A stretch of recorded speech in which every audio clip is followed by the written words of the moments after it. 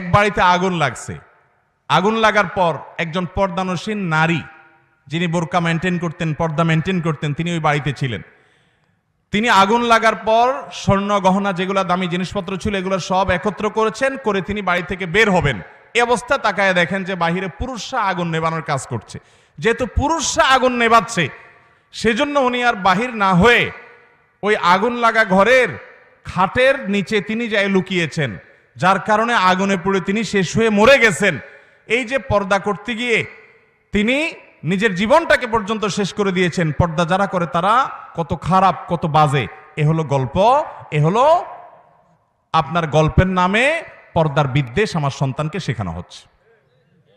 ভাইরা আমার, আচ্ছা আপনি আমাকে বলেন, কোন বাড়িতে যদি আগুন লাগে, কোন নারী যদি সে আগুনের মাঝখানে পড়ে যায়, পুরুষরা আগুন নেভাচ্ছে, এই অজুহাতে কোনো মুসলমান নারী বের হবে না?